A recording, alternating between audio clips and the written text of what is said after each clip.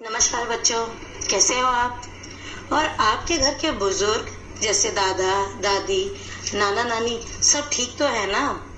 अच्छा, आज आप सोच रहे होंगे कि आज मैं बुजुर्गों के बारे में क्यों पूछ रही हूँ। वो इसलिए क्योंकि आज हम एक बुजुर्ग महिला के बारे में कविता पढ़ेंगे जिसके पास कोई काम नहीं है।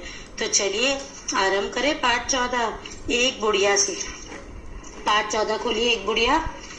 कहीं एक बुढ़िया थी जिसका नाम नहीं था कुछ भी। वह दिन भर खाली रहती थी, काम नहीं था कुछ भी। काम न होने से उसको आराम नहीं था कुछ भी। दोपहरी दिन रात सवेरे शाम नहीं थी कुछ भी। अब ये कविता आप देख रहे हैं, बहुत ही सुंदर कविता है। मैं आपको इसका अर्थ बताती हूँ, लेकिन जो इसके साथ ये जो आप ये ड्राइंग देख रहे हैं, जो चित्रकारी देख रहे हैं, ये एक विशेष प्रकार की चित्रकारी है बेटा। यह चित्र महाराष्ट्र की वर्ली शैली में बना है। तो आप ये वर्ली शैली को देखिए और इसे बनाने का प्रयास कीजिएगा, ठीक है। चलिए अब जरा हम इसका अर्थ जानते हैं। मैं आपको इसका अर्थ समझाती हूँ कि यह जो कविता है ना, इस कविता में बच्चों एक बुजुर्ग महिला जिसे कवि ने एक बुढ़िया नाम से संबोधित किया है, उनके बारे में बता रहे हैं कि इस बुढ़िया का कोई नाम नहीं था, कोई भी कवि ने उनको नाम नहीं दिया है, और वह दिन भर खाली रहती थी क्योंकि उनके पास कुछ काम भी नहीं था। और जब इंसान के पास कुछ काम नहीं होता है तो इंसान बेचैन रहता है कि क्या करूं, परेशान रहता है। इसी प्रकार यह बुढ़िया औरत भी पूरे दिन काम न होने से परेशान रहती थी।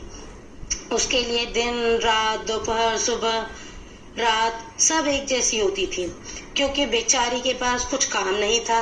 और जब हमारे पास कोई काम नहीं होता तो हमें भी बोरियत महसूस होती है ना। इसी प्रकार उन बुढ़िया महिला को भी बोरियत महसूस होती थी। तो यह थी हमारी कविता एक बुढ़िया। पर बच्चों, यह जो कविता है ना, इसके भीतर एक गहन अर्थ छुपा हुआ है।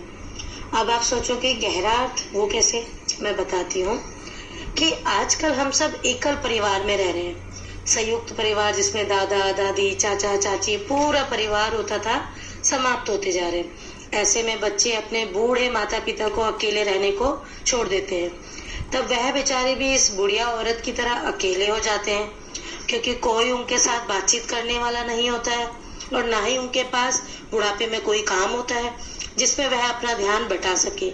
इसलिए हमें ऐसे बुजुर्ग लोगों की सहायता करनी चाहिए, उनके साथ बातचीत करनी चाहिए, उनके साथ खेलना चाहिए, उनको बगीचे में टहलाने ले जाना चाहिए, उनके साथ अपनापन दिखाना चाहिए ताकि उन्हें अकेलापन महसूस ना हो, समझे। और यदि आपके साथ भी आपके दादा दादी, नाना नानी हो तो हमेशा उनका सम्मान करना, उन्हें भरपूर प्यार देना और उन्हें कभी अकेला मत छोड़ना, ठीक है बेटा। चलिए आते हैं अब इसके अभ्यास कार्य पर। अच्छा, ये जो बिना नाम वाली बुढ़िया है, जो बूढ़ी औरत है, आपको इनका सोचकर नाम लिखना, ठीक है। कोई नाम रखिए और लिखिए कि आप क्या नाम देंगे उन औरत को।